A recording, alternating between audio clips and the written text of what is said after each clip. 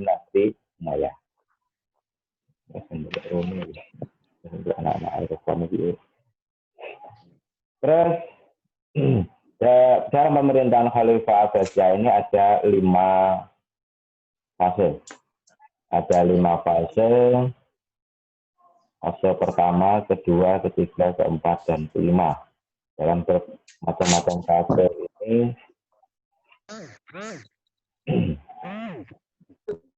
fase yang pertama yaitu masih dalam pengaruh Persia, 750 sampai 847. Nah, fase yang kedua itu masih dalam pengaruh Turki.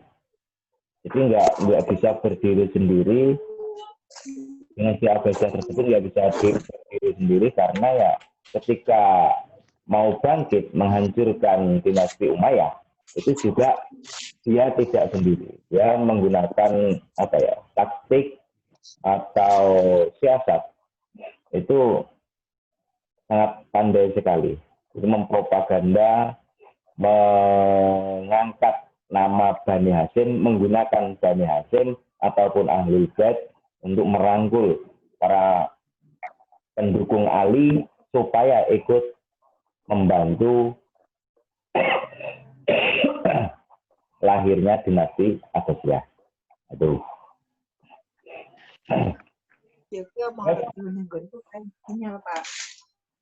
Fase yang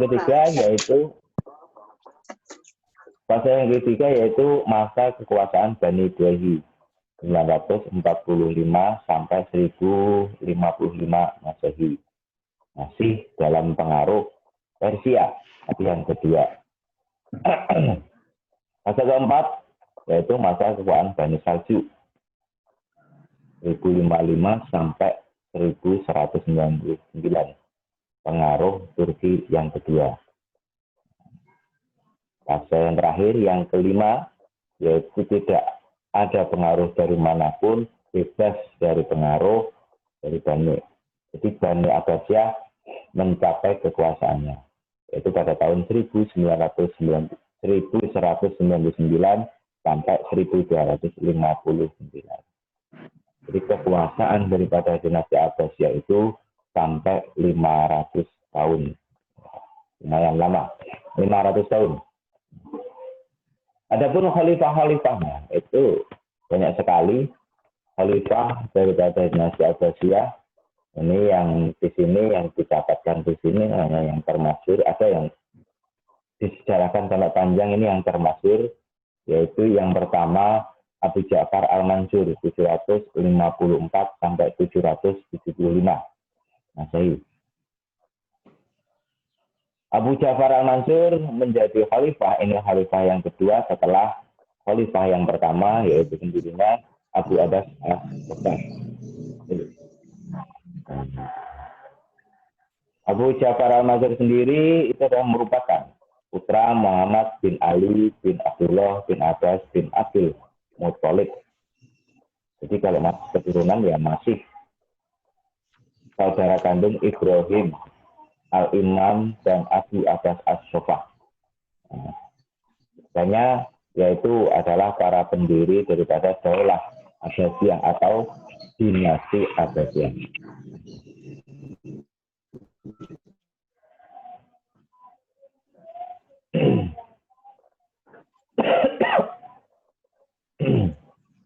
Khalifah Abu Ja'far Al-Mansur setelah dibaiat menjadi khalifah pada tahun 1136 sampai 754. Beliau mengatur politik dan siasat pemerintahan pada dinasti Abbasiyah. Alur pemerintahnya ditata dengan rapi, dibaguskan, sangat cermat sekali. Sehingga pada masa pemerintahannya itu sangat terjalin kerjasama yang erat antara pemerintah pusat dan daerah. Dan lembaga-lembaga yang lain. Karena sebaliknya ke pemerintahan pada dinasti Abu Ja'far Al-Mansur dengan jajaran ke bawahnya, akhirnya terjadi itu tadi kerjasama yang baik, yang bagus. Bila kerjasama tersebut bisa terjalin antara atasan dengan bawahan, maka ya secara otomatis negara tersebut akan stabil, tidak mudah goyang, tidak mudah dihancurkan oleh negara lain. Selama kepemerintahan beliau, kehidupan masyarakat itu berjalan sangat tentram, aman, makmur, sejahtera. Itu. Karena tidak ada gejolak-gejolak politik, tidak ada ganjalan-ganjalan yang berarti dalam kepemerintahan. Khalifah Abu Ja'far al-Mansur berangkat ke Mekah untuk menunaikan ibadah haji, yaitu di penghujung tahun 1508. Namun, dalam perjalanan ia sakit, lalu meninggal dunia. Ia wafat dalam usia 63 tahun dan menjadi khalifah selama 22 tahun. Jenazahnya dimakamkan, dikebumikan di Baghdad. Itu adalah khalifah yang kedua pada pemerintahan Abu Ja'far al-Mansur. Kalau masalah nanti hasilnya ataupun kinerjanya, peninggalan yang itu belakang tidak diceritakan. Khalifah selanjutnya, khalifah yang kedua, yaitu Muhammad al-Mahdi. Muhammad al-Mahdi nama lengkapnya yaitu Muhammad al-Mahdi bin al-Mansur, dibaiat menjadi khalifah sesuai dengan wasiat ayahnya pada tahun 1508 sampai 774. Muhammad al-Mahdi sangat dikenal sebagai seorang yang sangat dermawan dan pemurah. Pada pemerintahannya, kondisi dalam negeri tersebut sangat stabil. Tidak ada gerakan-gerakan yang mengganggu stabilitas keamanan negara tersebut. Muhammad al-Mahdi berhasil mencapai kemenangan-kemenangan atas orang-orang Romawi yang dibantu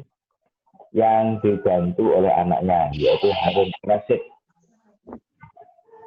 Harun al-Rashid menjadi seorang panglima penakluk dengan Romawi atau yang musuhnya Romawi.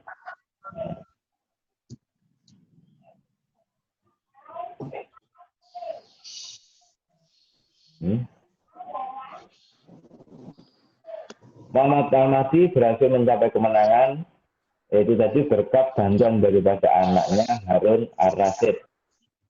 Berhasil melakukan perjanjian damai juga dengan Kaisar Agustin.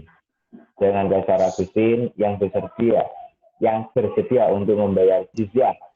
Jizyah itu adalah pajak kepada pemerintahan Muhammad al-Mahdi. Beliau memerintah yaitu selama 10 tahun.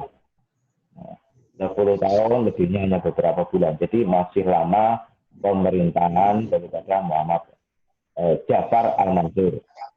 Ja'far al-Mansur itu 22 tahun, sedangkan Muhammad al-Mahdi hanya 10 tahun. Setelah beliau meninggal, pemerintahannya digantikan oleh putranya. Karena zaman Bani tersebut, maka dinamakan Khalifah Bani Abbasiyah, Daulah Abbasiyah, Umayyah. Itu karena pemerintahnya secara turun-temurun, monarki herediter.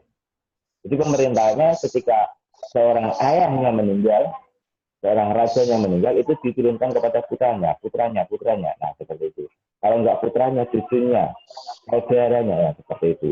Maka dinamakan monarki, pemerintahan atau kepemimpinan yang secara turun-temurun. Itu. Yang kedua yaitu Harun al-Rashid. Harun al-Rashid yaitu seorang khalifah yang cukup cekatan, cukup berwibawa. Ini juga termasuk salah satu khalifah yang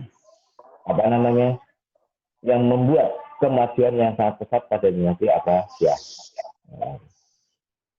Beliau sebelum diangkat menjadi seorang khalifah, diangkat oleh ayahnya, ditunjuk oleh ayahnya menjadi seorang gubernur di Asia pada tahun 779 Masehi. Jadi jenjang karirnya itu tidak langsung naik menjadi seorang khalifah, namun ya pertamanya menjadi seorang panglima perang yang tadi saya sampaikan, yaitu melawan Romawi. Nah, terus ketika lebih dewasa lagi, lebih hebat lagi, dia ditunjuk oleh ayahnya menjadi seorang gubernur di Asia. Aduh, yaitu pada tahun 779 Masehi.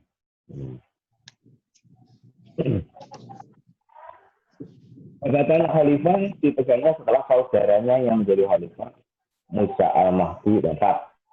Jadi Harun al-Rashid tersebut memerintah ketika seorang saudaranya yang dulunya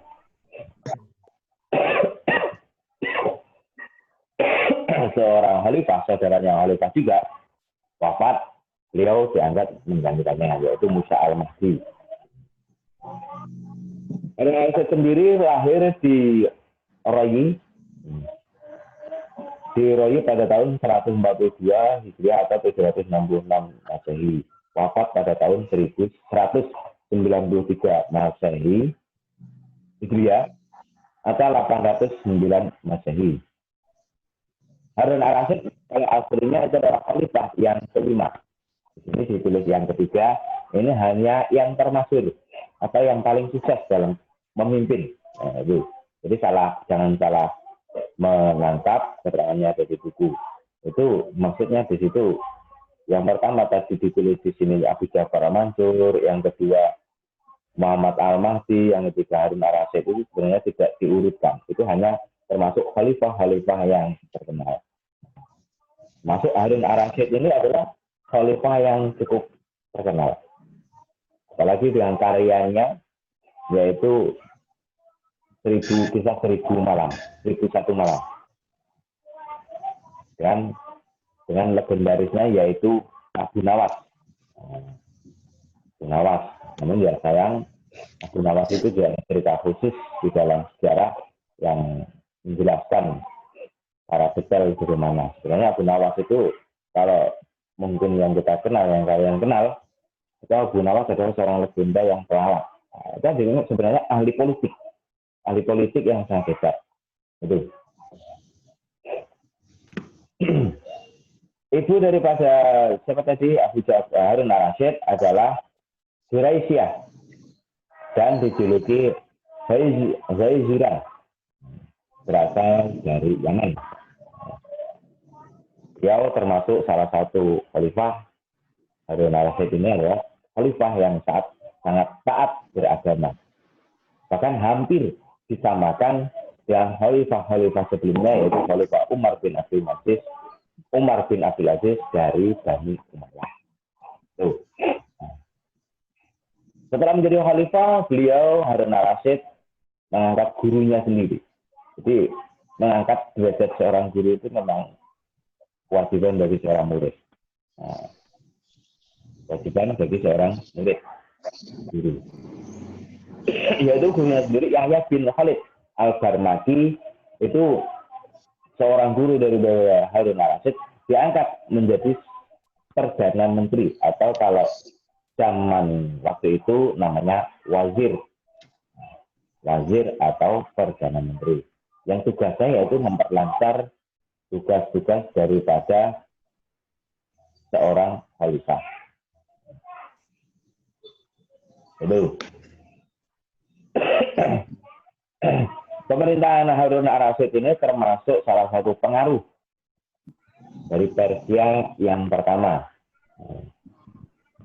Masuk pengaruh dari Persia yang pertama. Yahya bin Khalid mendapat kewenangan tidak terbatas oleh Khalifah Harun al-Rashid.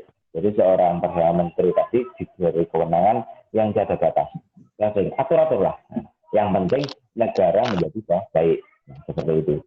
Apabila memberikan kekuasaan kepada seseorang, kepercayaan kepada seseorang, itu baiknya ya kepercayaan secara mutlak. Jadi nggak setengah-setengah. Kepalanya dikasihkan, itu digandoli. Cuma. Itu. Salah satu kewenangan yang diberikan oleh Harun Ar-Rasyid kepada Yahya bin Sarmat yaitu berupa urusan rumah tangga istana, kebijakan keuangan, serta pengangkatan gubernur dan ini cepat sekali menggunakan mapping zoom mapping jarak 1 meter ini 1 meter lebih yang akhirnya jatuh ini. Nah, jaga jarak. Takut ketularan. Itu semoga bukannya pandemi. Pada pemerintahan Khalifah Harun Ar-Rasyid, dinasti Abbasiyah mencapai puncak kejayaannya. Mencapai puncak kejayaannya yaitu dengan karyanya, peninggalannya yang hebat, yaitu menciptakan ahli kedokteran. Ahli kedokteran itu sampai 800 orang. Ahli semuanya. Bukan acak-acak. Bukan hanya kalau Indonesia mungkin mantri dan apa bangsa ya. Perawat-perawat tidak. Tapi ini ahli kedokteran. Jadi ahlinya masing-masing. Nah, itu salah satunya. Farmasi, dalam bidang farmasi. Nah, juga sangat hebat sekali. Nah, lembaga pendidikan kedokteran tadi yang menghasilkan 800 orang dokter. Itu hebatnya pemerintahan Harun Ar-Rasyid. Selain itu, kesejahteraan yang lain itu juga banyak. Kesejahteraan sosial, kesehatan, pendidikan, ilmu pengetahuan, kebudayaan, kesastraan, itu semuanya mencapai pada kemasan. Kemasan itu berarti ya naik tingkat dalam kepemimpinan Harun Ar-Rasyid. Juga pada pemerintahan Harun Ar-Rasyid ini dinasti Abbasiyah ini dijadikan, Baghdad itu dijadikan sebagai mercusuar. Maksudnya mercusuar itu apa ya? Pemantau, salah ukur kota Baghdad. Itu kota impian 1001 malam. Nah, itu yang tidak ada tandingannya di dunia-dunia lain. Jadi Harun Ar-Rasyid itu berada di Baghdad. Baghdad itu mana itu? Ada yang tahu? Silakan. Ada yang tahu nggak Baghdad itu mana? Saya ingin dengar suaranya. Coba. Dengar. Di mana? Mikrofonnya dihidupkan satu. Nggak jelas, ada sinyal ini. Baghdad adalah pemerintahan tempat Harun Ar-Rasyid. Nah, itu di mana? Baghdad. Udah Bang, udah jelas. Tuh, udah jelas. Putus-putus, Pak. Putus nyambung. Pengaruh sinyal atau pengaruh bindungnya? Jelas Pak, tempatku jelas-jelas saja. Putus-putus punya aku, Pak. Putus nyambung ya? Sinyal, Ur. Punya aku juga putus-putus.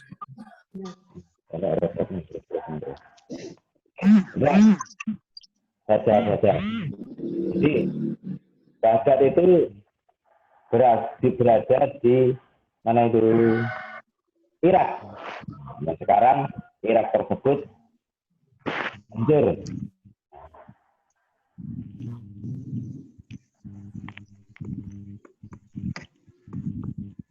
Sekarang sudah hancur akibat apa ya namanya kesolidaritasan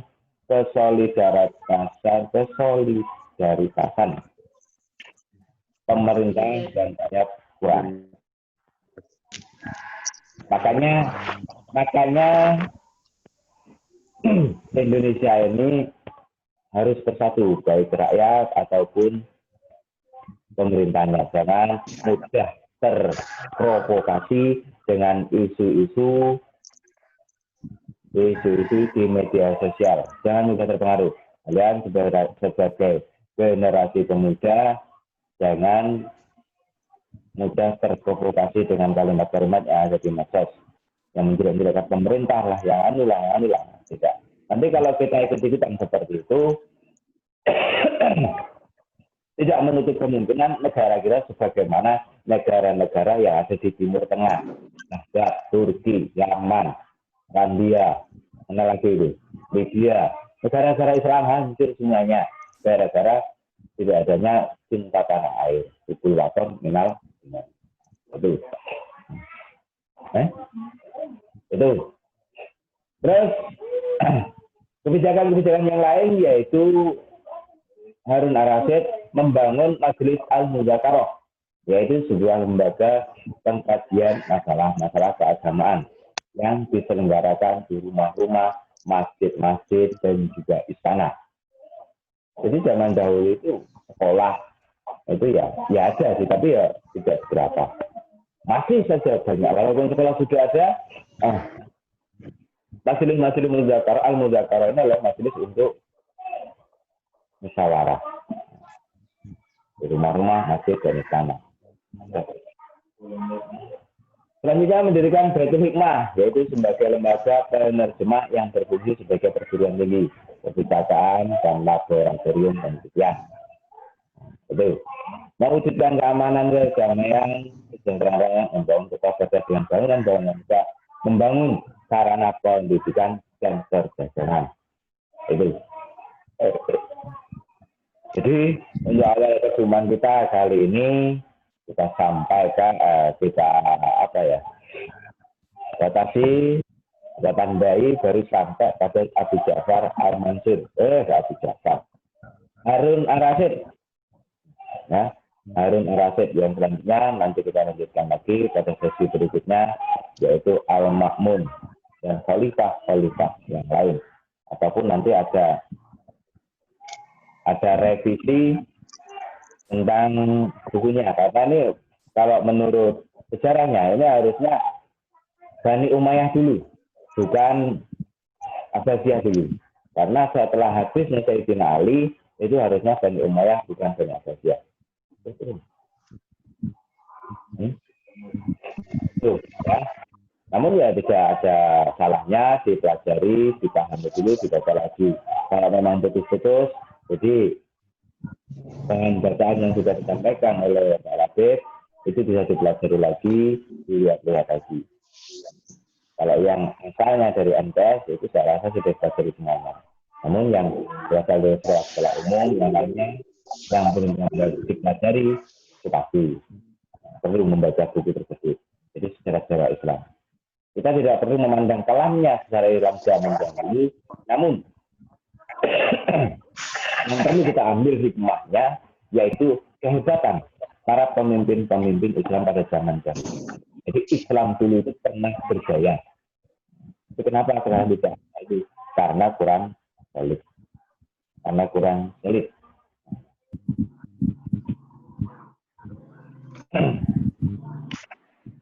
Itu. Jadi kalau suatu negara semuanya bekerja sama dengan baik, tidak saling mencaci, tidak saling mencela, itu insya Allah akan jadi baik. Jadi kalau ya saling mencela, menyalahkan pemerintah mengucilkan rakyatnya, ya tidak menutup kemungkinan yang saya sampaikan tadi sebagaimana negara-negara yang berada di Timur Tengah. Jadi kita kembali semoga yang seperti itu tidak terjadi di negara kita.